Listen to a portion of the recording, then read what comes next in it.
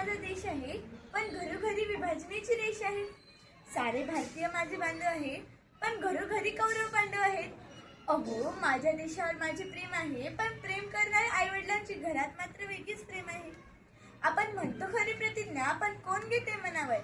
आपण म्हणतो खरी प्रतिज्ञा, पण कोण घेते मनावर? शोभते ती फक्त पुस्तकाच्या पहिल्या पानावर, पुस्तकाच्या पहिल्या पानावर.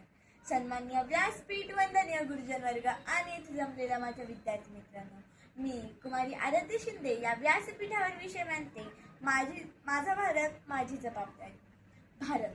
भारत या शब्दाचा खरा अर्थ तरी काय? तर भा म्हणजे तेज आणि रथ म्हणजे रम्मान झालेला. तर तेजात रम्मान झालेला देश म्हणजेच भारत होय. पण या भारताच्या समाजाबद्दल बोलायला गेलं तर आपण अशा समाजात राहतो जिथे दगडाच्या मूर्तीला चढवले जातात 56 भोग, जिथे दगडाच्या मूर्तीला चढवले जातात 56 भोग आणि भुके नंगे तडपते झुकतात लोक, भुके नंगे तडपते झुकतात लोक. मजुराला मजूर समजा, मजबूर नाही. गरीबाला काम द्या, दान नाही. आणि जर दान द्यायची एवढीच इच्छा असेल तर जिवंतपणे रक्तदान द्या आणि मृत्यूनंतर अवयवदान देऊन मरणाऱ्याला जीवनदान द्या. कारण हीच खरी राष्ट्रभक्ती आणि हीच खरे देशप्रेम आहे.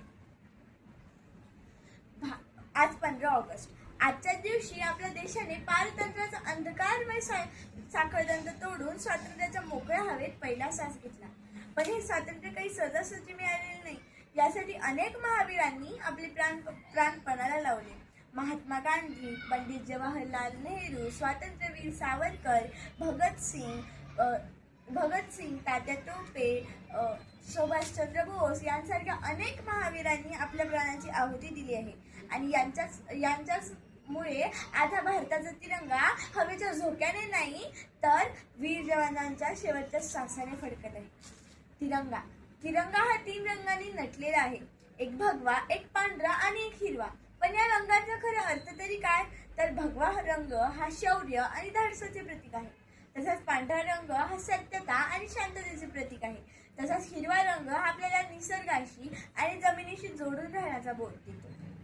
जहाँ डाल डाल पर सोने की चिड़िया करती है बसेरा, जहाँ डाल डाल पर सोने की चिड़िया करती है बसेरा, वो भारत देश है मेरा, वो भारत देश है मेरा. पश्चिमेला अथांग समुद्र, पूर्वेला हिमालयाची सावली, दक्षिणेला स्वामी विवेकानंदांची कन्याकुमारी आणि भारताच्या मस्तकाशी पिसारा रवल्यासारखे स्वर्गाहूनही सुंदर काश्मीर. असाच आहे माझा भारत देश. होय, असाच आहे माझा भारत देश. विविधतेने नटलेला, अथांग परंपरांचा, संस्कृतीचा शृंगार केलेला माझा भारत देश.